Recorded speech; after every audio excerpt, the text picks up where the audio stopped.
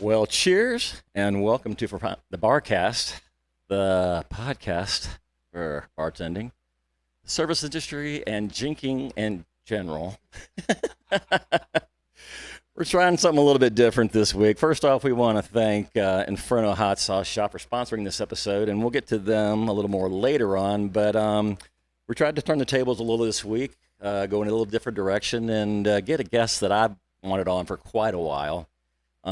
If you know him around Tybee at all, you know him by one word, and his name is Paxton.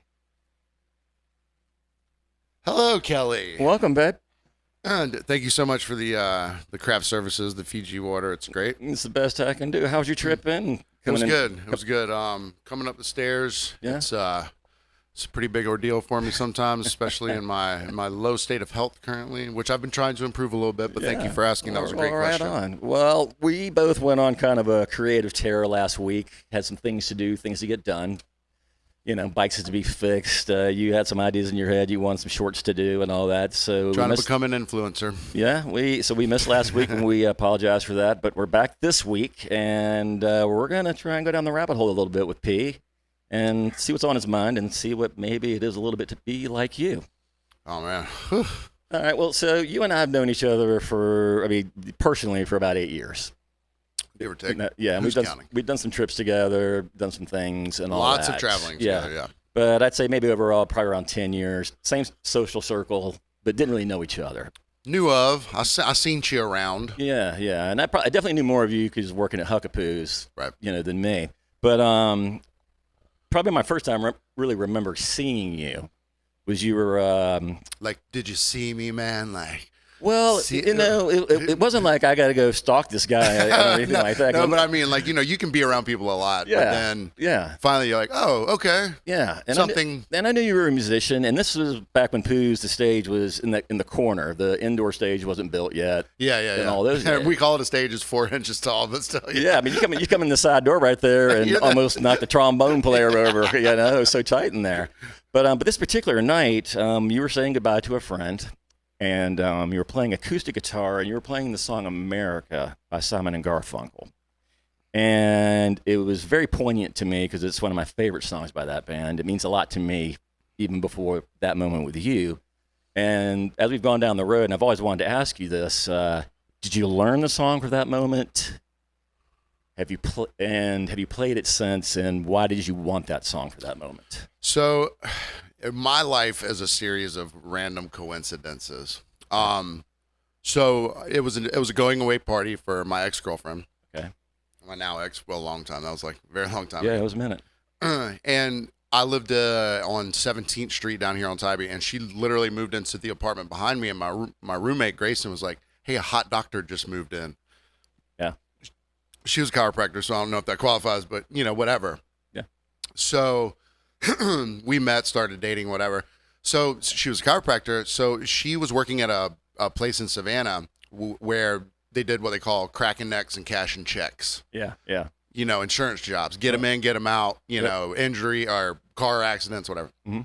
She did it for a while, but she became very unhappy with it because she was more of like a healer type person. Okay.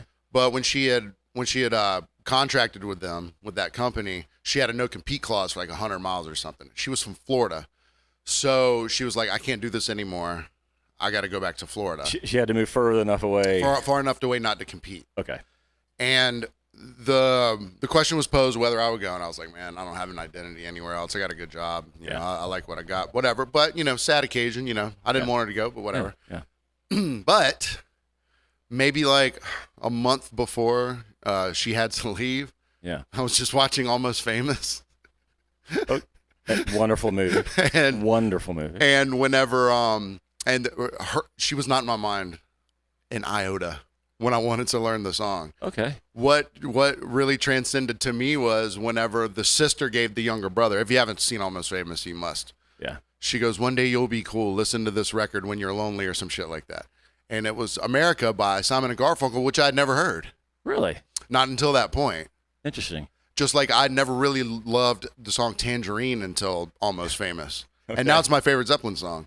The first literal vinyl I ever bought was Led Zeppelin 3. Right on. Which Tangerine's on, but I would only listen to fucking Immigrant Song because it was the first song on the track. I'm more of an out on the tiles guy on 3, but that's me. Well, so we have this going away party for him. We're going to do music. And guess what? I just learned America, and I was in the depths of like knowing it really well. And I was like, oh, that seems appropriate. Yeah. It just happened to be... I mean, something lyrically, I to me, learned. it really nailed a moment of saying goodbye to somebody in a certain way. A series of coincidences, man. Yeah. Literally. Like the other week when we were doing talks about PEDs, in the Olympics. Yeah. I was thinking of that topic. I was like, PEDs in the Olympics. And then they showed the Australian breakdancer. And I was like, oh, if she's epileptic, a PED for her could be flashing lights. I get it. Things literally just a weird. So you like the song, you learned to play it, and the moment presented itself, and it just made sense. It made sense, yeah. I mean, lyrically, obviously, it's like someone going off to see the world, even though she's going back to where she came from. Yeah. But still, it was just like, it's the tone of the song is sad. Yeah. It's almost like weary travelers. Yeah. Yeah. But yeah, it just presented itself at that moment, and even though my intention was like, it was round peg, round hole. Right. That was the intention. It was mechanical. Okay. But then in the moment, I was like, oh, God. Well, because at the it time, became more real to me that she was leaving. Have you even borrowed or even tried to play it since? I'll campfire it sometimes. Nice. But here's the thing, though. When I'm around a campfire, typically, I'm pretty lit. Yeah. I can play drums in any state. Right. But America, the song on guitar and singing at the same time, you got to be a 4 on the drunk level. Right. And nothing above. It's not easy. So that moment happens, and I'm thinking, all right, this guy's got the goods. I mean, that's a very sweet song. Now, that didn't really give me, insight into what your musical influences were at that time at all, what you would really prefer to play with a full band. Right. Or where you prefer to be in a full band, right. Instrumentally wise, where it's drums, guitar, or that kind of thing. But traditionally, I see you playing drums. Is that where you prefer to be in the context of a band? In terms of being a musician, I'm most comfortable with drums because I can keep up with typically anyone. Right. Any other instrument, everyone will kill me. Yeah, I mean, well, I've seen the clones things, and you're a multi-instrumentalist and all that. But drums is your safe space. Yeah, if I'm gonna play with other good players. Yeah. I gotta play drums. You're a pretty good drummer. I mean, I can strum a guitar. You can do a little more than that. But yeah, in the context of like, being good at something at a level that I would like to be good at, drums are the only thing that I can really do. Right on. Do you prefer to play in a band more than being solo? I mean, 100%. Yeah. You don't play solo very often. No. I mean, I'm a campfire guy. Maybe a one-off, like, hey, would you play this song? Yeah, I used to do it just for just keep the chops up in terms of writing songs, because when we used to do open mics on Thursdays at Huc A Poos, I would try and write a new joke song every week. So it was literally just an exercise in putting something out. I think maybe the next song I heard you play was probably the lesbian song. Yeah, right. Yeah. But again, I didn't really know your influences musically at that time, which are really across the board, frankly. I've seen your vinyl collection downstairs and some of the original things you've done and all that. So you have a broad expanse of influences and all that. So that's why that moment, particularly for me, and then getting to know you better going forward, was something that had been in the back of my mind for almost 8-9 years now. Yeah, so that moment. You had asked me before, and I didn't want to disappoint you with the non-sweet answer, because it wasn't like no, I wasn't like it was a love letter, and then I went outside and cried for an hour, and then jumped on her hood like, don't leave, sang you this beautiful song. No, I mean, I didn't want her to go, but yeah. But it wasn't like this will stop the train from moving. But what I mean, or even if you were learning that song just for the sake of learning it for your own edification, I mean, what a wonderful ability to have to get something off your chest musically. Most of us wait for a song to come on the radio or a band to play it or whatever, and that's what I'm feeling right now. That's what I wish I could say. I wish I could play a guitar right now, or the keyboards and all that. And it must be a wonderful, slightly torturous existence to be able to put that, bring that to fruition, bring it to life. Honestly, it's a mechanism of the busy mind. Yeah. So you hear something that you really want to learn, or something that you really like, and you feel like you can accomplish it on whatever instrument. Yeah. The frustration of going through learning it is the reward. Yeah. Because typically, I'll learn a lot of songs that I'll never play. Yeah. In any capacity that's like public. Do you want to keep it? Are there things you want to just keep secret? Like this? No, not at all. This is just for me. No, not at all. It's not about the world is allowed to see this and the world isn't allowed to see this. Yeah. I just learned the stuff. Literally, busy hands. Gotcha. Busy mind. Batting practice. Right. Yeah. Gotcha. Getting the reps in. Gotcha. Gotcha. All right. So I'm not exactly sure if Renaissance man applies the right way, because I don't feel it means you're a guy from like Da Vinci era where you jerk off of all trades. Yeah, but you cover a lot of ground creatively, I should say, and all that, between the podcast, playing in different bands, different stylings of bands. Oh, what a fluff piece this is! Come on, Kelly. No, dude, I'm not rubbing you on the table and all that. But they can see we're playing video now. Well, no, I mean, you spent COVID becoming a painter. I don't know if you ever dwelled into that, platform or whatever before that, but I'd never seen 1,000 tubes of paint downstairs prior to COVID, But you'd send me things. I'd give you some critiques, my honest old day art director critiques and all that honest stuff. You're the most non-bullshitter that I give my creations to. I almost wait for well, you could have masked that off a little better. The ending was lacking. Yeah, I like that though. Yeah. But you came to what I consider your masterpiece. I bought it. My name for it is The Forest for the Trees. I think you got another name for it, but it's so damn big. It's the size of a piece of. It's 8 foot wide by 5.5 foot tall. Yeah, basically a piece of plywood. It's a piece. Yeah, and I don't have the wall space in my place and all that. But you covered that, and then you had this, and then you're a bartender as well, and all that. Do you, considering whether you're being a bartender or being a drummer or the podcast, and do you like the buffer between you and the social circle that you're around because of like playing in, like when you're playing music out in public, right? You've got to be around people. Sure. When you're bartending, you got to be around people. But you have this kind of little space between this buffer. Do you enjoy that? Do you appreciate that? Well, there's good and bad things about it, because if you're just a guy in the crowd, yeah, then you can have a pretty good time, and then when you see people that you can chat with them if you want. Right. Bartending, you're kind of stuck with whoever you got. Yeah. And they're going to be way more interested than you since you're behind the bar versus you sitting next to them. Yeah. Only because you're one of one, and then there's 10 other people around them. Yeah. So the work buffer is I conduct my personality in a certain way at work, so that people don't get the vibe that I'm going to talk forever. Yeah. Or chat with them forever. Yeah. And it's just a function. It seems like dickish and asshole-ish, but if I put off the vibe that I'm going to talk a lot, and someone next to you is waiting for a drink, and they think I'm going to finish my story or something before I go and start, do my job and shit. Yeah. So that's one thing. Playing drums, it's a great buffer because I'm on the stage and behind guitar players. Yeah. But every moment that we're not playing or someone gets a chance to, someone's talking to the guitar players or the bass player or me or something, asking for free bird, whatever. But I like the buffer. And you can sing and play as well. I play drums. I like to play drums. But I don't like playing in a band. I like playing drums just like an exercise. Like someone lifts weights, I just like playing drums, and I'm okay at it and all that. But I can't combine the two of both. You do it very well, whether it's guitar, playing drums, and all that thing. So since I've known you, you've been in at least 3 different full-on band outfits.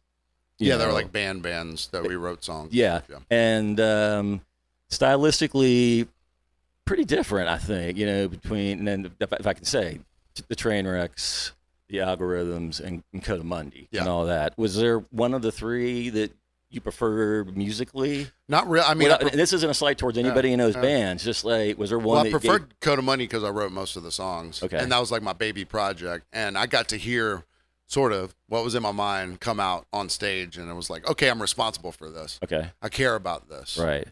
Trainwrecks I loved because I didn't have that burden or responsibility. Yeah. I could just sit back. And the music was not challenging in terms of chops with the Trainwrecks, but it was challenging in terms of keeping pocket.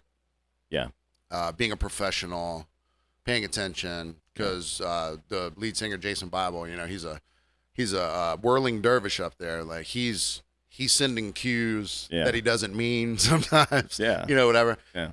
But it was that was a functionality of like being a part of something, and I believed in Jason Bible so much because the man lives music. Like most other people, they're in bands and they might write songs and shit, but mostly they're like, hey, so what are we getting paid? Are there going to be free drugs, and where are the girls?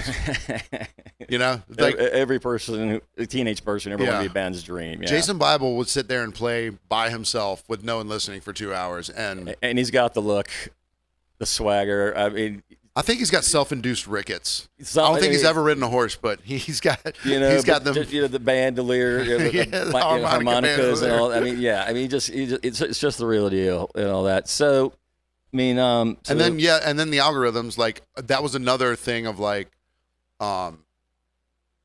we played a lot of covers and stuff, but I liked Matt's the singer and songwriter's vision for some things. You know, it's like I like to follow.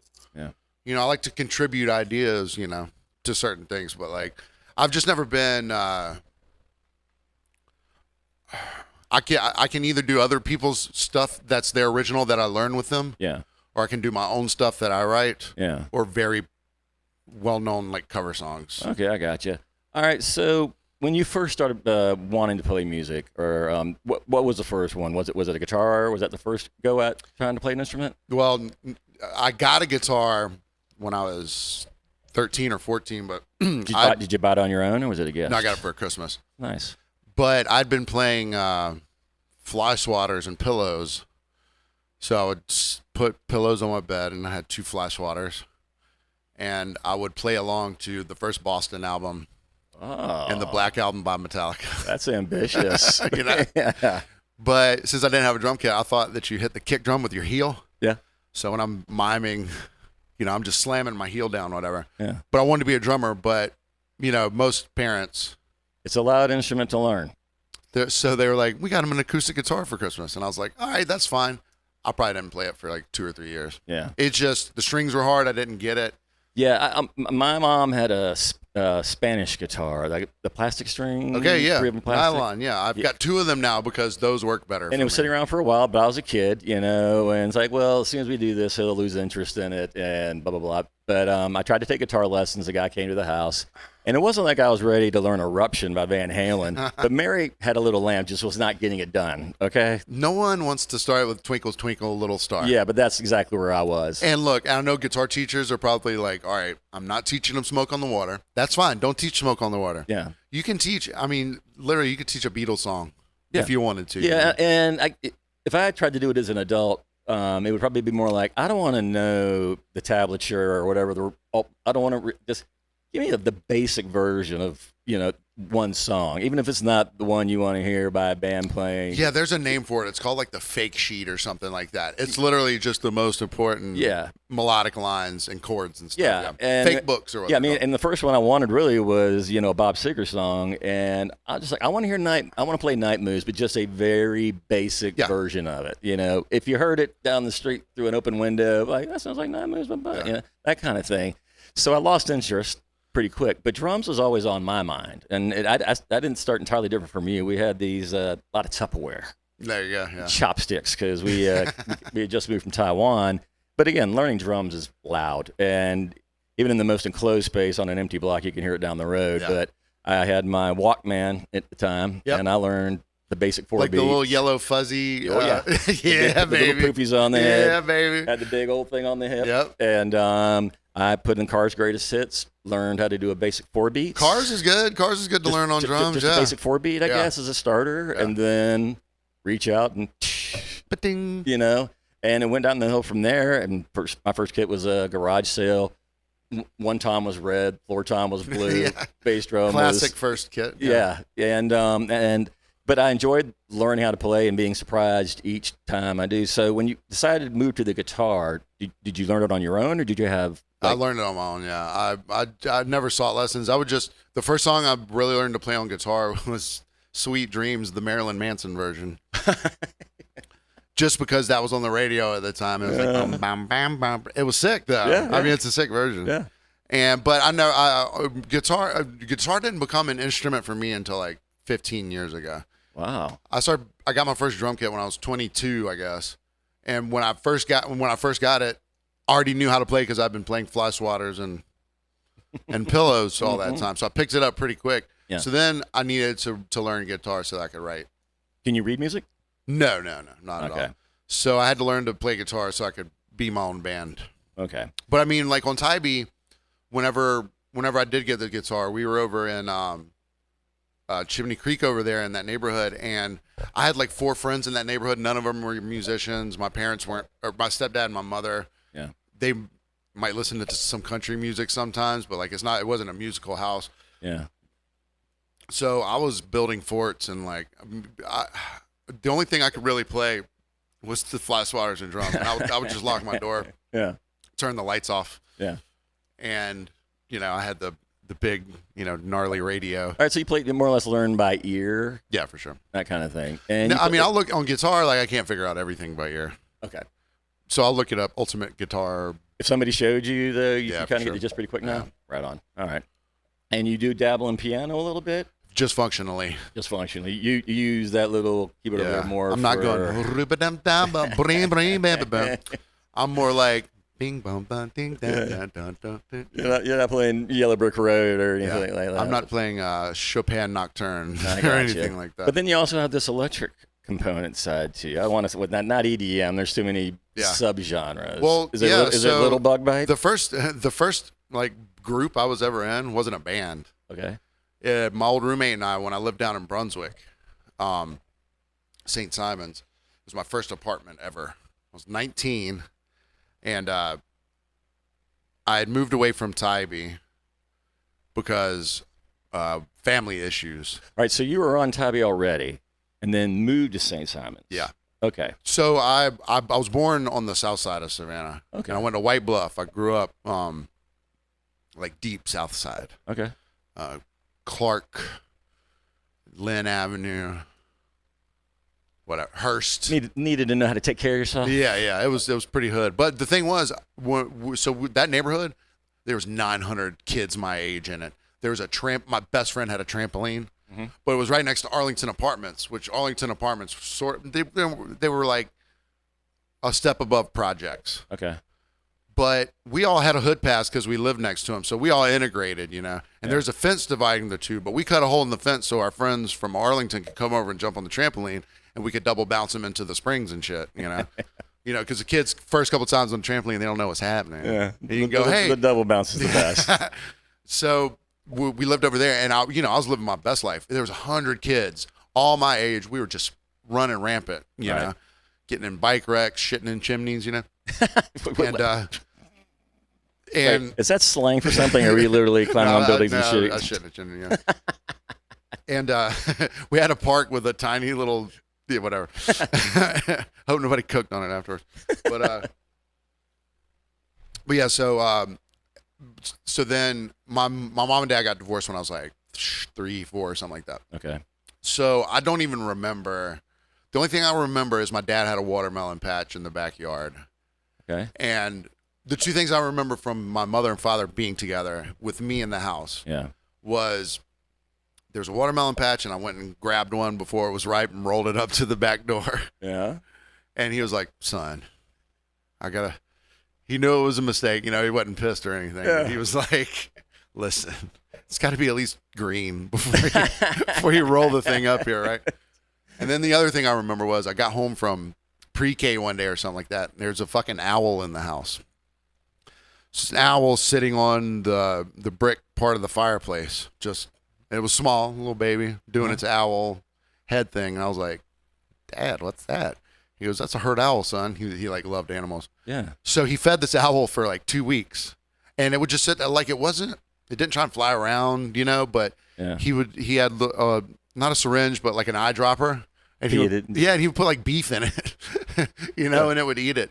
So it was cool having this owl in the house every day. And then finally he was like, all right, son, we're going to go release it. So get home from PK. We go outside. He lets the little owl go. It starts to take flight. The wings spread. And then you know what happens? A fleet of blue jays are like, hurt owl coming through. Beep, beep, beep, beep. Nature happened. Nature happened right in front of me. Yeah. I saw the circle of life. Yeah. And, blue jays are cute and stuff. Nobody. That might have been the bigger life lesson than it dying in a shoebox and then Right, burying yeah. it in the backyard. Right. This is how the world is, son. And don't pick a watermelon before it turns green. So when they divorced, I was really young. Yeah. 3, 4, 5, something like that. So we moved in, that was on the south side. So we moved in with my grandma. My mother and I moved in with my grandmother. Same end of town? Same end of town. And then she ended up meeting my stepdad, and we moved like a block away from that house. So I'd been in the neighborhood. Yes. 4 or 5 years. So I had my group, And then they're like, all right, we're moving to Tybee. Now, when you say group, and I just want to clarify all that, was this a bunch of brothers or just a School age, mismatch? Like school age, guys? black guys, white guys, school age kids, older kids, Skin color didn't matter. Yeah, pretty much. Yeah, I mean, there's more white kids in that neighborhood, but like we had our friends that would come. But within over. that circle of friends. Yeah, but we were all within like 5 years of the same age, and some of them had older brothers that would give us cigarettes and shit like that, Mm-hmm. So they were like, "We're moving to Tybee." I was like, "All right, I could do the island life, beach, sun, chicks, all that shit." Yeah. And then we move out here in this goddamn Chimney Creek, which is like, if you're not familiar, half of you aren't, I know, but there's no beach at Chimney Creek. Yeah. It's a long way to get to where anything's happening on Tybee. Yeah. So I'm in Chimney Creek, and I was like, "You fucking serious? This is where we moved to?" Oh, yeah. Not, I was You imagining were living on the beach. I was imagining sand on the back porch. Right. But I'm like 12, 10, 11 years old, something like that. Yeah. I'm imagining sand on the porch, and it's Chimney Creek, and I'm like, oh, there's a creek. Yeah.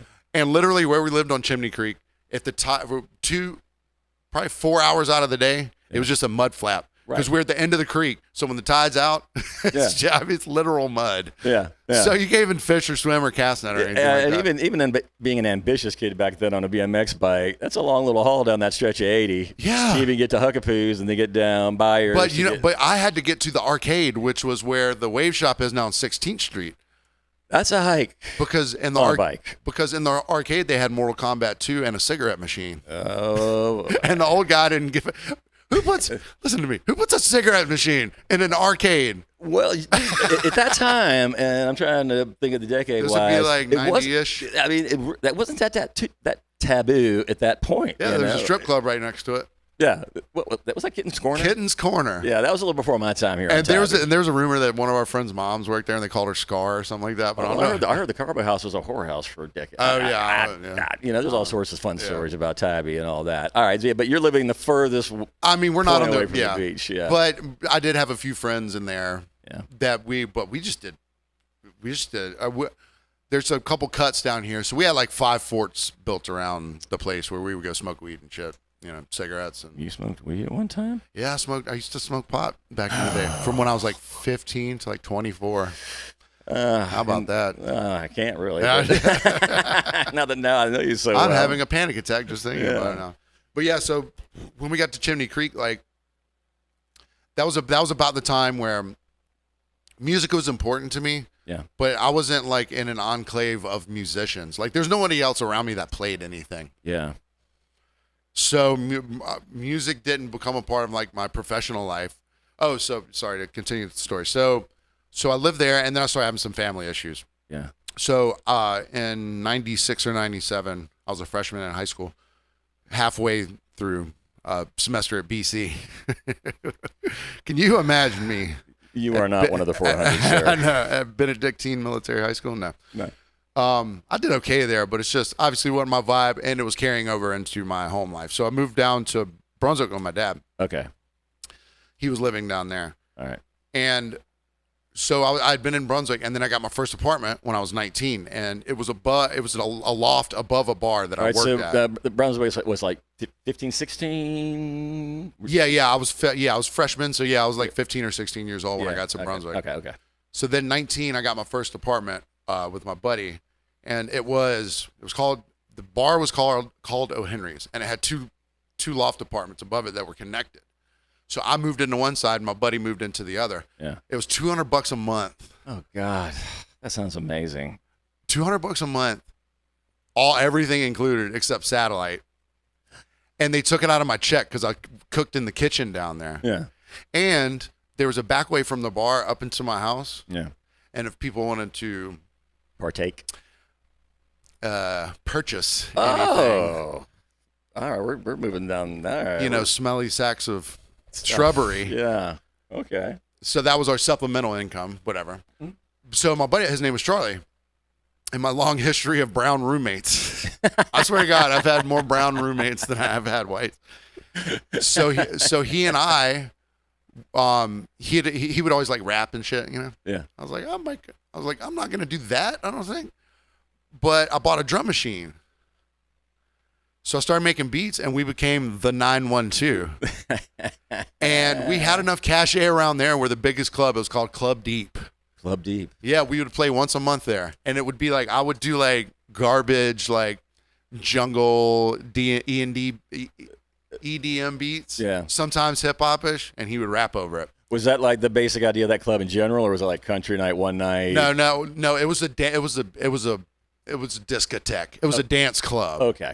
So any night you went in there during that period, you would hear, "Do you believe in love at the love?" Gotcha. Or whatever. Yeah. Sonic. I know the era. So we were along those same lines. It was but we were half hip hop, half like EDM with rap over it. We liked drum and bass and jungle and shit like that. Great. So I would try and make stuff like that, and then that's what got me into like, I'll learn to play keyboard, and so I got myself a better drum machine. Yeah. And learned how to use the computer. So between playing guitar and obviously you admitted that you don't read notes or sheet music or anything like that, but when you play guitar or keyboards, is there any sort of marriage there as far as like I don't want to say sound wise, but how you navigate it? It doesn't transfer one to one like I would like it to. Okay. So I can look at somebody playing a guitar and be like, they're playing A.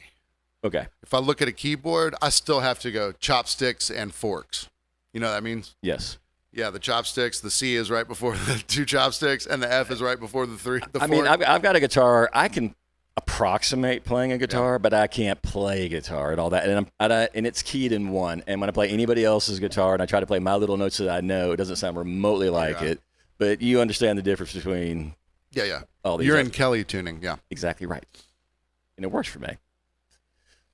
Well, you want to talk some more? You want to take a break? Where do you want to go with this, good. babe? I don't have to pee or anything. Where are we time-wise? About I'm not 30, used to this. Yeah, we're about 30 minutes. You're hosting, buddy. I thought we were 2 hours into this. Damn. All right. So you're down there working at a bar, dropping beats. And what brought you back to Tybee? So it was probably about a year after I moved into that apartment. My dad came over. He would come over periodically. We had a good relationship. Not saying like, oh, Dad showed up. Yeah. But it was different when he came over. How so? He came over and he goes, hey son, da da da da, and he sat me down and he was like, listen, I don't know if it's like a huge thing, but your mom has cancer. Okay. And he told me he loved me every day. He was a gentle, great guy, but this felt really different. Like it wasn't like he was like always like stern and strong and whatever. Yeah. And then one day he was like, son, I got to tell you something. You know, but it still felt different. Right. You can tell when Yeah, I mean, my dad was a Navy guy, and it wasn't like when he came home, I had to call him sir all the time. We had this very regimented life, I mean, he was a naval doctor, and he lived that life a certain way and all that. And he was always very cool with me, taught me how to play ping pong, and, very competitive dude and all that. But when I understood the inflection in his voice when I knew something was up. Something was different. Yeah. So he was like, your mom has cancer. I'm not sure. It's in her liver. I'm not sure how serious it is. Whatever. Yeah. And and your grandmother's dying.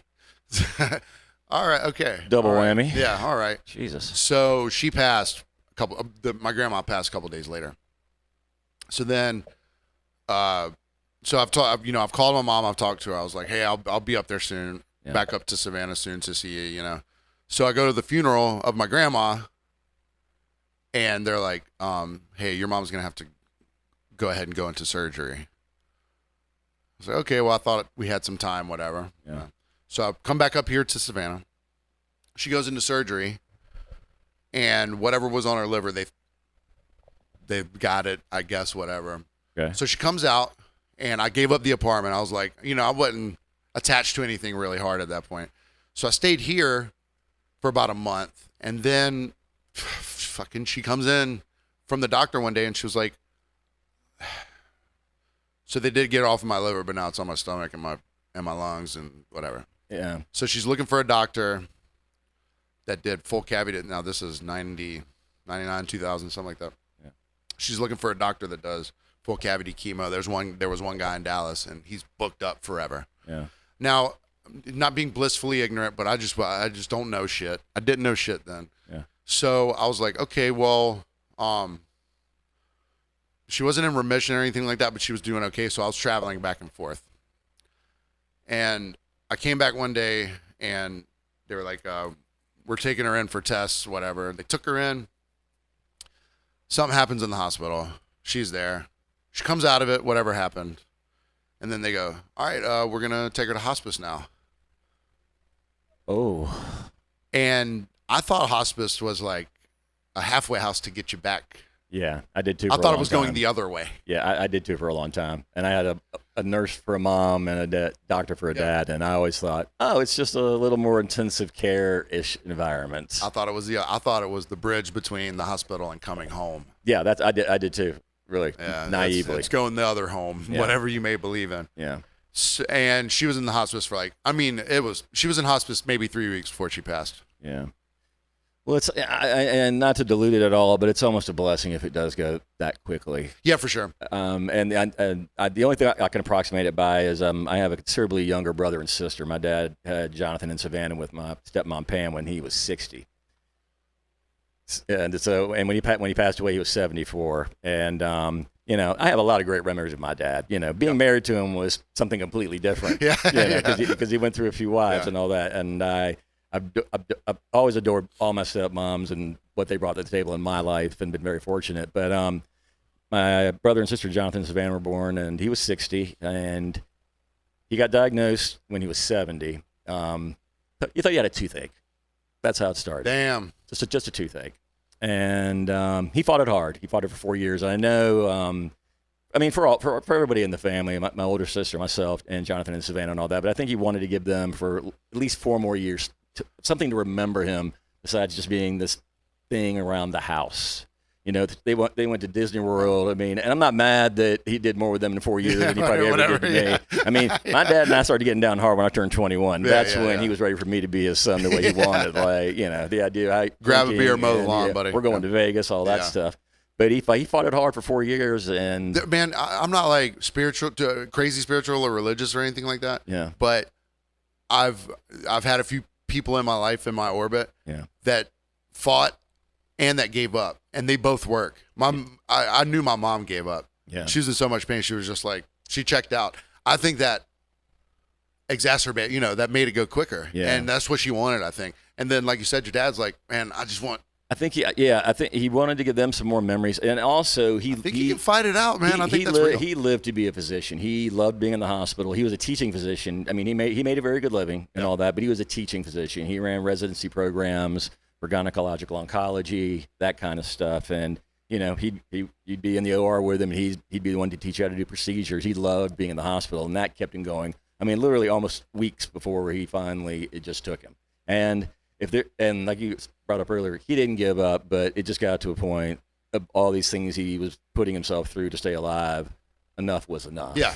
And, I miss him to this day still. I mean, that was but over it's 13 good that you years have to get ago it. and all that. Like when people hear you lost parents, like, well, I mean, they were great while they were here. Yeah. So I was so then I didn't have anything up here after she passed. Mm-hmm. I stuck around for a little bit and then I went back down. I got the same apartment. Over the same bar, or did it change over the names? same bar? Did it change names? Yeah, or? no. I don't even think it's a bar now. Oh, okay. But with a different roommate. His name was Nick. NIC. Okay. All right. Now his last name was not Italian. I'm not going to say his last name. I'm not going to put him on Front Street, but his last name wasn't Italian. Okay. But if you want to talk about a greasy wop dago looking dude, and he played it. He drove a Cadillac Alante, I think, something like that. No, he's like 20, 21, about my age or whatever. And I'm kind of green at this point. And so he moved he moved into the spot that I was in, and I moved across the hall to the other spot. Was this a big apartment at all? It was one. No, all right. One was about the size of this room without that. Okay. So the podcast, right? Yeah. There. Maybe a little bigger. And then the other room, there's a kitchen in the middle. Uh-huh. And then the other room was probably about the size of all of this. Okay. Up top here. And so he would be like, "Get dressed. We're going out for dinner." And because his dad owned a Mexican restaurant that we went to it sometimes because we ate for free there. Right on, no.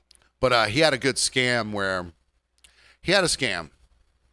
His name's Nick. They all got scammed. And they would basically call it the free food anywhere glitch. Anyways, I was kind of green at this point. He'd go, put some clothes on. We're going out to eat. I'd be like, where we going? He goes, well, tonight we'll go to Outback. I was like, okay. Okay. Which, for a 20, 21-year-old, Outback's like. Dude, yeah, that's, yeah. So I'd put on some clothes. He'd go, no, something better. He'd be like, wear a polo and this and that. So we'd show up and he'd go, hey, how you doing? Reservation, Lucchese. And the way this dude looked, you'd be like, It's like the Abe Froman bit from Ferris Bueller's Day Off. I'll tell you. What do you mean we don't have a reservation for me? So he'd go in, and he had a way where he could get free meals. I'm not gonna blow the whole scam or whatever. Yeah, no. But I was so green, I was like, what is Lucchese? But then later on, I found out like the only movies he watched were Goodfellas, and I mean, literally drove a Cadillac Alante. Yeah. I mean, the life he lived. Did he use product in his hair? Brother. Was it all forehead and just straight back? Man, he had many different ones, but yeah, but it was a lot of gaudy. Okay. It was pretty much always slick back, Yeah. blacker than night, yeah. Shinier, than a brand new car. Did he do the same thing you did? Was he a bartender? Was he in the service industry at all? No, he worked for his dad for a little while at the Mexican restaurant, but then he became a career criminal. Okay. A man of the street. Amongst other things, whatever. But nothing like crazy nefarious. But he hey, you got to make ends. Hey, I'm out here to make $1. You know what I mean? Got to make ends meet. Whatever. So he and I have a pretty good run. But then I don't want to say toxic, but he was hot to be around. And he was not a hothead. Like I could beat him up. He wasn't bigger than me or anything like that. I wasn't afraid of him. You could take it. Yeah, I wasn't afraid of him. But his energy, I was turning to the point where I was like, I don't want to have dope boy or hood energy anymore. It's getting a little much. I'll put it on when I need to, but whatever. So got out of that, and then they're like, hey, your dad has cancer. Oh. And this is 2 years after my mom died. All right. And then, okay, well, that's all right. Well, at least I'm in the same town. Yeah. So I moved out of the apartment and moved in with him. We went up to the VA hospital a couple times in Dublin, Georgia. Yeah. And once in Dublin, once in Nashville. So we had been up there twice, and the third time they went, I was like, could I not go this time? I was just like... It can be a little much. Yeah. And no matter the age or your temperament. Three of us in the same hotel for 4 days in a row, my stepmom and my dad. Can I not go this time? So he went up there, and he had congestive heart failure. And... so they couldn't do anything about his heart because he had multiple myeloma, which is bone marrow cancer that he had from Agent Orange in Vietnam. So they brought him back. And I never saw him conscious again. So the one fucking time I was just like, can I sit this one out? Yeah. You know? Yeah. But he did come out of his coma. I don't know what it was. I was in the room with him, and he kind of popped awake, you know? Yeah. Because they were just juicing him, you know, with whatever. Yeah. He's like, Paxton, get me out of here. I was like, come on. But, yeah, so I was like 22, whatever, when he died. And then, so I tell people that, and they're like, hey, man, fucking sorry. I'm like, I kind of wouldn't be a man right now if they hadn't, because they took such good care of me. Yeah. So you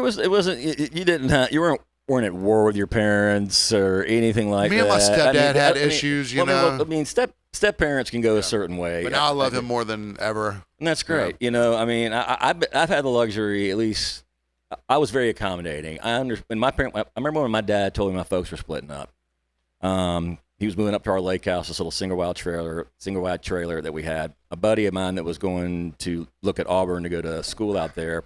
We went out there, watched Auburn and FSU play. I get back, and cell phones weren't a thing. The answer machine's like, hey, Kelly, it's Dad, I'm up at the lake house. Battery's dead. Can you come up here and get me? And I'm like, yeah. I mean, it wasn't out of the ordinary that he went to the lake house, but, you know, so I went up there. And he gets up there, and he was we took my buddy's car to Auburn, so he was using my car, and which I thought was a little odd because he had his own car. So I was like, why is he using my car to go to the lake house? No, he was moving up to the lake house because this is his moment where he's telling me they're splitting up. And I don't really know the exact reasons. I mean, I know my mom's side of it, I know his side of it, and blah, blah, blah. But, you know, we're riding home, and he's like, well, where you want to go eat? And he's telling me this as we're in the car, and I wasn't mad, wasn't upset. If anything, I remember how he said, he goes, you don't seem bothered or even surprised. And I'm like, I'm not, because I've been around, you know, I know what it's like, even at 14, to understand, 17 years old, that things aren't working. Yeah, you know, you're not getting along. So is that like your catchphrase whenever you're like, moving to the lake house, guys? Yeah. I mean, I did it twice myself in another life, you know. But, you know, he tells me this, but he married another physician, and that lasted a little while. Definitely a kind of a get over previous marriage type thing. And then he marries Pam, who I had met, my stepmom and mother of my brother and sister. I met her, and she was still a resident at MCG, one of the chief residents. And my dad would have a little lake party for the residents, because these people never go out of the hospital. They study, trying to be the best doctors they can. So once, you know, around the 4th of July, my dad would throw a little lake house party. I'd drive the boat, teach these guys how to ski, ride around, whatever. And her and I were out there with a dude that she was married to at the time, and nothing nefarious going on. We were just having day out at the lake, and I was driving them around. We ran out of gas, but we had the wind pushing us back into the cove. Ran out of beer. That was the main problem. And a few years later, her and my dad started hooking up and all that. So I'd already known Pam before, you know, my dad were even married. Yeah. And we've always gotten along just fine. Yeah. She's given me a couple come to Jesuses in my life about how I live my lifestyle and things like that. And my dad was incredibly generous sometimes. Where there was moments where, I know he's your dad, I'm just your stepmom, but you need to take some more accountability. And, there you go. And it never bothered me. Yeah. It was right. It was the right thing to say at the right time. When my dad passed away, that's what brought me to Tybee. You know, I was going through my second divorce. And but getting back, I had a very good relationship with her. And my mom, Donna, who lives in Augusta, my stepdad, Joe, Clemson fan. Sorry, everybody, but he is. We had a rough week. I don't want to hear about it. We're fine. But I adore him as well. I mean, when it comes to... He's a cool old curmudgeon. I met him. He is, dude. I mean, he's got his hand on the Bible. Yeah. He's going to be eating roast beef and mashed potatoes when he passes on, and he has no problem with the idea of it. But I've been incredibly blessed to get along with both my step-parents in an amazing way. And if without them, I probably truly would not be sitting here talking to you. Right, yeah. I mean, the blessings of...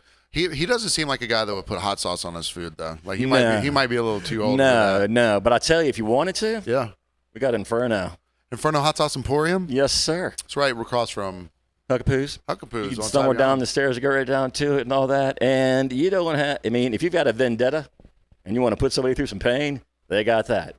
But if you want a little spice something to put on something, they got that too. From mild to wild, baby. Oh, very mild to very wild. And if anything, we shot an episode over there one time. And it was gorgeous. Visually, you walk in, it's like the Sistine Chapel of heat. Yeah, I mean, it was gorgeous. And they have everything. You know, they got rubs, they got traditional barbecue sauces, they've got some national brands, things like that. And they've got the hot ones, hot sauces too, which is probably pretty popular. Yeah, and as we said in that episode, they've got the wall of taste, so you don't have to go in there blind. You can taste just about everything they've got in there. Some of those really good ones, a little pricey, so take you a little dab first. But you can try them all out if you want to.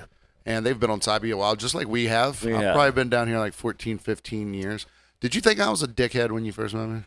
I didn't know you enough to really make an assumption, honestly. I think. So what you're saying is, because you didn't know me, you made no assumptions by the way I looked or the way I acted that I was an asshole? No.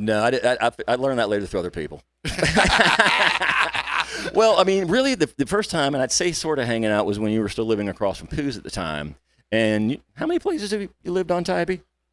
All right, so one time I lived in the same 3 blocks in 4 different places for like 5 years. I lived on 14th, 17th, 15th, and 12th. You lived in the Pink House over towards AJ's? Pink House, yeah. That was the Thumbprint Manor. All right, that was before I got here. And then I was at my buddy Nathan's house on 12th and 6th or 5th or something like that. Okay. And then the 17th Street house where I met Aaron, the chiropractor. And then and then before that was 14th Street. Well, I think when you and I started getting each other and commit to our real friendship. Yeah. Was we tied the knot. You were in the attic over there across the park. Yeah. That's the first time we were like, you want to go to the Dominican? And got holidays? And I'm like, yeah. And we got there that day and flipped open the laptop, rubbing the hands, waiting for the ticker to go down. And here we go, baby. You're in, I'm in. Boop. And then we've been off to the races ever since. Yeah, Dominican was fun. But yeah, no, I didn't make anything up until I really wasn't until after that one wine we were at home together where I think we really finally broke it down. And yeah, for sure, because you borrowed Marissa's car. We had a long ride together and we covered a lot of ground, but it wasn't even musically or anything like that. Yeah. But we talked before that. But well, yeah, but it's just you were talking about like having the buffer at work, Yeah. There's a way I act at work so that, just like I said, so that I can, so that it exudes efficiency instead of right. Because, chit-chatting with people is fine if you have enough time to chit-chat. Like, I had a guy come up the other day, very respectfully. It was a cool exchange. He was like, hey, man, look, not to get too deep or anything, but, I value your opinion a little bit. He was like, where do you stand politically? I was like, I don't talk about that. Right. And he goes, no, I understand it's a bar and shit like that. He's like, I'm not trying to. I was like, look, man, I'll tell you this. I like him and his wife. Yeah. I was like, look, man, it's just not a topic of conversation that I'll go through. It's too long, and that's the problem. Finite amount of time. It's just like there's starting pitchers. They go the long time. There's stories for starting pitchers. Yeah, you got a long time to tell it sitting next to someone on a car ride. Right. You got your middle relief. That's about as high as I'll go for a bar conversation where I'm the bartender. But mostly. Yeah. But mostly I'm the I'm the closer. Well, dude, I've been wanting to try and do this, and I realize it's not that easy to do, especially considering, I don't even know how much time we talked, 13 seconds? Minutes? We're 10 minutes in. Yeah. 10 minutes in and all that. But, I appreciate what you do. I appreciate knowing you. What's it like on that side? Do you feel any pressure? Not really. It's because I know you were nervous about it, but like once you're kind of in the chair. Well, I mean, I had this idea, and trust me, you need a cipher to decipher what's going on in this little notebook of mine and all that. Things that, depending on where the conversation went, where we could go with it and all that. But I did want to cover some basics of, your life before Tybee, or Tybee, and then another life after Tybee, and then and all this bouncing back and forth. And I was never really clear myself. Yeah. Did you start down there and then come to Tybee and been here ever since? Yeah. And all that. And if you want a few more minutes to talk about how you ended Huc A Poos, we can do that too. Sure. Or if you want to take a break. No, I mean we're already in there. All right. So how did you end up at Huc A Poos? All right. Well, so after my dad died, I started dating a girl that went to UGA. So I moved to Athens for a little bit. That's right. I forgot about that. Went up to Athens, came back down. I lived there for like a year, but it was just like. It's nearly impossible to not go to college and live in a college town. Yeah. I didn't have any money. I didn't go there and almost failed out of college. Yeah. So then I came back, had some legal trouble, spent a little time.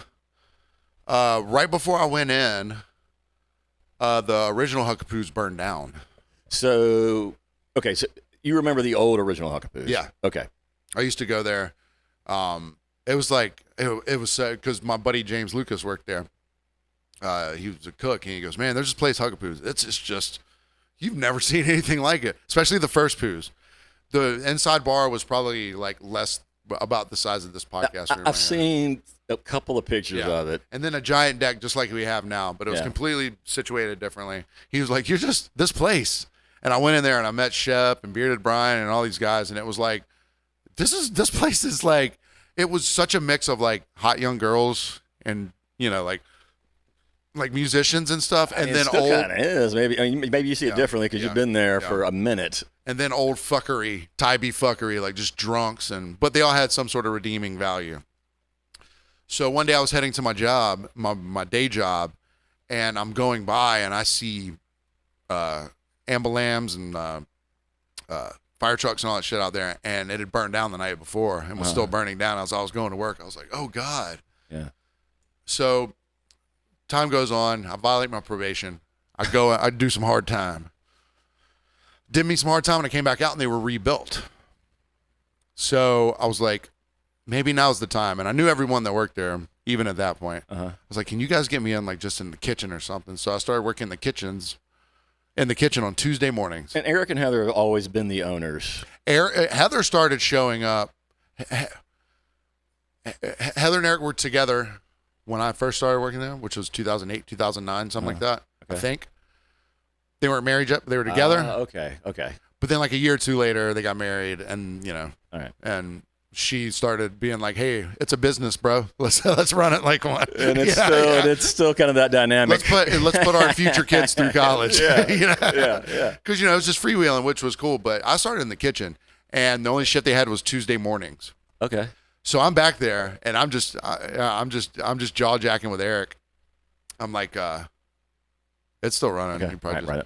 I'm jaw jacking with Eric, and I was like, you need this, pointing at my face. You need this out there. So someone quit. Your resting bitch face. They want it up front. Yeah, right. So someone quit on Wednesday night, and Eric was having to go bartend. Okay. And I was like, "Eric, I know you hate bartending." He's like, "Fucking right, I do." So Eric started out front. He was at the cornerstone. No. Eric was always in the kitchen. Oh, okay. It was just for whatever reason, no one knew how good of a job that was. So for 3 weeks, maybe he worked Wednesday nights with Vinny King. Okay. Bartending. And I would go up there and be like, "Do you really want to be back there?" So I quit Tuesday mornings in the kitchen and got a Wednesday night shift bartending with Vinny. Now, and excuse me if I forgot or missed this along the way. Was this your first attempt at bartending? 100%. Okay. I'd never been in any sort of service industry. Okay. I cooked never. I cooked in kitchens. Never dropped some fries? Never, no? No, I mean, that's what I'm saying. I've cooked in kitchens. Okay. Yeah. But not being out front. Not being out face. front. This glorious, wonderful. No, this kind of belongs in the back. But yeah, but but it's not craft cocktails or anything like that. Yeah. Literally, it's just like being able to handle assholes and make rum and cokes quickly. Right. So it wasn't like, a real feet to the fire. It's not a cocktail. You're not doing flares. I mean, it is an exexercise in learning how to deal with volume. I can understand and jerk offery. But yeah, so then I went then I had Wednesday because of the staff that was currently there. Yeah. There's a lot of how can I put this lately? Free living lifestyle. They were unvaluable. They didn't do shit. Okay. So I started getting a lot of shifts. Non-assets. Yeah. Non-assets. Thank you. Yeah, that's the corporate way. So I got Wednesday, Friday, and Sunday nights, and then those have shifted around or whatever. But yeah, that was my first bar, and I liked it right away because I wasn't jaded yet. Yeah. I didn't have my good enough whatever gaydar is for assholes. Yeah. Now I can tell, but and now you're the longest tenured guy there. Yep. Outside of Eric and Heather, obviously. Yeah. And now I try and only work outside because I'm only responsible for myself. Yeah. I mean, that makes sense. I mean, when I first started driving Breezy, those first 2 years especially, I was just like a puppy dog, tongue wagging. Like, I'll go to a No, lifeguard. take your time. Hug her one more time before you get out of the car. I think I told you a story about going out to a lifeguard stand by the pier to coax somebody out because she wasn't walking out until the breezy driver came out to the lifeguard stand to pull her, not pull her out, coax her out, as we're sitting there watching the waves crash and all that. And I'm like, I got a job to do. And I was working with Joey at the time. And I brought the story up to him the other night, and I still think to this day he was messing with me. I know it was like, but I could just see him and Ron and Lee back at the house just laughing their asses off going, I sent her to the lifeguard stand to get so-and-so and all that. And he actually did it. Because I thought that was the breezy way, like above and beyond. And I delivered a pizza to the beach. They told me that's what they did. For 2 years, I took all those calls and just wasn't mad about it. I'd wait outside just whistling along. You had to go out there and go up on the lifeguard stand. It's only been 25 minutes. They must be busy, I don't want to stop them kids from having their fun. Yeah. Now it's just like, I'm so jaded now. Well, let's cap it off with something we haven't done in a minute. What's that? Oh shit! It's the Karen of the week. It's the Karen of the week. Oh shit! Coming in, I had such a good Karen the other night. Well, I don't know if there's good Karens. But I knew we were doing the show where you were interviewing me. But I still got to shoehorn this in somehow. Please. A gaggle of Karens. It's 2 and 2. 2 nice ladies, 2 Karens. Come in yesterday, which is Labor Day. Or the day before Labor Day, whatever. Yeah. Whatever. And so they sit at the furthest part of the bar from me, what we call the round. You know where it is. It's right by the bathrooms. Yeah. We're fucking busy. Yeah. Weird. Uh-huh. Holiday weekend, we're busy. No. So the 4 of them sit down. And the one lady's like, hey, do we order from you? I was like, yeah, what you guys want? And she turns to her friend. She goes, what do you guys want? Like upset that she goes, are you going to come over here? I was like, I will come over in a second. Let me go ahead and get your drinks. Yeah. And when I bring your drinks over, I'll, if you guys want food or whatever. So the 2 nice ladies peeked around the bitch and she goes, sorry, could I get a Coke and a Sprite? So the 2 of them know what's up. Yeah. So I take the Coke and Sprite around because the other 2 ladies who are Karens, I set the drinks down. Okay, what would you guys like? Let's see. I said, that's why I didn't come over here. Like, I was having such a good day. Until. I was having the best day. Everyone was so cool. But I said, that's why I didn't walk over here. You're not even ready, and you're trying to get me to be over here. I will be back when you're ready. Yeah. So I walk over and I was like, I kind of shouldn't have done that. That was too quick to snap. I should have let him do 2 more things before I snapped, right? So I walk around. One of the 2 nice ladies comes up. She goes, hey, dude, I'm so sorry about them. Could we just order food from here? Yeah. I was like, no, I'll come around. Yeah. Just give me a second. So I walk around and I get there and she goes, hey, you know what? Why don't you just get me a double shot of Tito's? This is the bitch one. The double shot of Tito's with a Coke back. Could you chill the Tito's? Yes, sure. Make it, bring it, walk it out to her instead of passing it like I normally do. Whatever. Can't do that. I'm just trying to. Yeah. Oh my God. Bring it to her. And I was like, you guys ready to order? He goes, no, you just wait back there and we'll come up and order it from you. Okay. It's like, oh, nice. Okay, cool. All right, we're going to meet in the middle here now. All right, gotcha. You know, like, all right, I know I snapped on you. Yeah. But here we go. And the other one that I snapped on still hadn't ordered shit. All right, she's still fuming. A little salty. Mm-hmm. So I get around, they come up, they put in an order that's like, it's a weird order. Weird in what Pooh sense? It was like, is it like off menu type order? Like we want this, but we want it a different way. Yeah, man. It was like, do you have chicken tenders? No. All right. Well, I'll take the Bismarcky. Do y'all have this? I'll take this. Whatever. Anyways. No, I'll just. So I rip the ticket and I walk inside to go put it in, and I think this is what it was because it was the bitch lady. Yeah. It was where I had to sit there and write a lot because she would go, no, actually, take that off and put, no, right? Yeah. So they put me fucking through this. Yeah. Rip the ticket, go and put it in the kitchen, come back out. Like the devil himself, poof, they are completely gone. So dipped on the tap. Dipped on the tap. Whatever they had already drank. Literally, it was just a Coca Sprite and the double shot of Tito's. Not a big hit, but they had. So really, I mean, they got me. They got me to sit there and sweat and write their goddamn ticket for nothing, take it to the kitchen, and then they bounced. Do you think it was a predetermined thing? That one of them to be like, you know what? or did they just Okay, decide? I don't think they were smart enough to do the complete Ocean's 11 of this whole thing, right? But I'll tell you what happened. After I wrote the ticket and walked inside, Yeah. the main Karen was like, "I'm leaving. We're going." Yeah. It just happened to be when I was going to take the ticket. And they were probably in her car. So it was That's like, what I'm if saying, she's yeah. leaving, we've got to go. They did not have the capacity to do to pull off the Lufthansa like that, the Lufthansa heist like that. Yeah. But serendipity, like I said, my life is a series of coincidences. But luckily, I was able to run back in the kitchen and be like, "Give me that ticket back." Oh, so it wasn't all right. Yeah, Thank God. they didn't make a bunch of food that they didn't Slid have across to. the floor, across the flour, grabbed it off. Whew. 86, bitch. Yeah. Oh, right on. Yeah, I mean, most of my breezy rides traditionally go about the way I expect anymore. Every once in a while, I get surprised by them. I mean, I get some Karens occasionally, and I don't know if I brought this on the episode last week about the guy found the wallet and had the wad of money. Oh no, you didn't. Okay, all right. And this wasn't really a Karen thing. It's more of a kind of Darren, I guess, and all that. Though, yeah. All right. So we have the van now, and it's pitch black in there, but I do my best to try to look over my shoulder and kind of, look back and, all right, so everybody got their cell phones. Because you already know there could be something sitting there. Yeah. A purse, a cell phone, a wallet, a watch. And it happens a lot. Yeah. It really does. And we do our best, always do our best to get things back to people if we And you're can. saving your own goddamn time by being like, But let me look back there. I just happened to look down, and it's a wallet, about the size of this microphone. There's a lot of stuff in there. I don't know if it's 1,000 business cards or receipts, whatever. It's thick, though. It's thick. So I open it up, not rifling through it, just to get to the driver's license.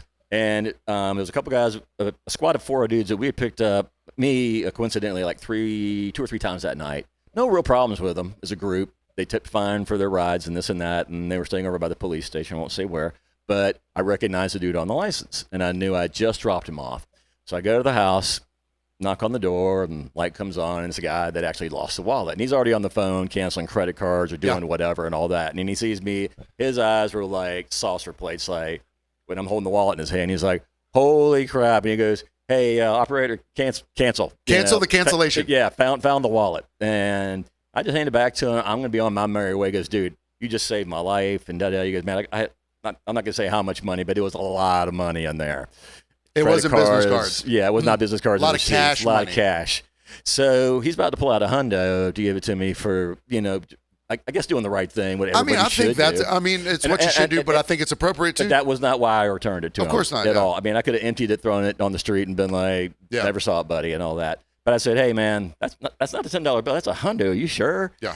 Well, and he goes, no, dude, really. He goes, I mean, this a saved me a fat wallet lot like of that, time. not just the cash. Yeah. If he's got a fat wallet like that with that much cash, there's probably like 2 credit cards in there, 2 debit cards. Oh, he had more in than 2 just by looking for his ID. Yeah. But then his little chop stir buddy comes down the stairs. He's like, that guy give you your wallet back? Like you took the like thing? I had something to do with this guy's missing wallet, And he sees me getting ready to hand me the hundo. And he goes, you're not going to give him $100 for that, are you? And he goes, well, dude, this guy found my wallet and he did the right, and it's really not, I mean, it's not my friend. Take your dick out of my pudding. Yeah, exactly. And I said, hey, dude, you don't have to give me a darn thing, man. We tried to do the right thing. We're breezy. And this obviously was something you needed back. And I'm just glad we got it back to you. He gave me a Jackson, and that was more than enough and all that. What a cock But blocking. the other guy, chop stern coming down them wooden stairs, asked, did I get You ain't gonna give him that whole back? $100. Did he finally bring your wallet back? Dude, people call Huc A Poos and they go, hey, I left my this up there. I'm like, oh, I don't see it. They're like, it's there. I'm like, I didn't fucking leave it. Yeah. Yeah, I mean, and he's lucky that I did find it, because trust me, there are plenty of people who could have gotten that back seat, picked that thing up without saying a word, and never would have done a damn thing about it. Now, traditionally, if I can't get it back to either Ron or Lee, and somebody's usually already called, Lee will usually call me and say, hey, would you mind looking through? Somebody thinks they left something, and it's either there or it's not. But occasionally I find them, they're very random, and I'm driving by myself. I have no way of getting in touch with this person. A hotel room key gives you nothing. So the best I can do is usually put it in an envelope, and I stick it in the mailbox at the post office with their current address on their driver's license. I don't know if that's a thing. It is, but I think it's better than just throwing it in the trash can. And but anyway, that guy, the buddy. What a cock blocking small dick energy. Just I can't even qualify him as a wingman, because a wingman's got your back. And I wasn't trying to even hustle. I wasn't trying to shake this guy down. This wasn't like, a hustle. It was well, just if you want this back. Yeah. So what are we gonna give me for having? I was handing it yeah. and turning Yeah. away. Glad you got it back. That's what we tried to do. That guy, fuck him. Yeah. Well, I can't end the show. You have to. I love this show. I'll be back next week. You'll be back next week? I think so. Yeah, we might have a continuation of it. Yeah.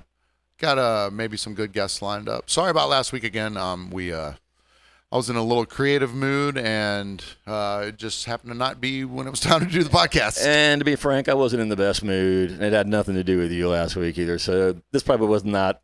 This was the night to do this with you. And I'm.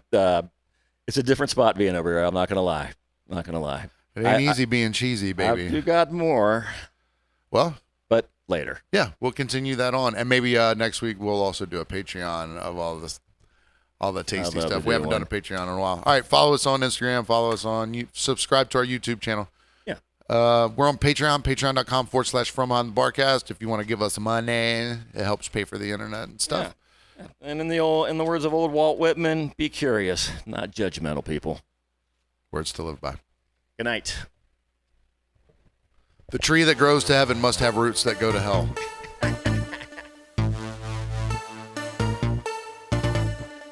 Holding another name. What do we make it to?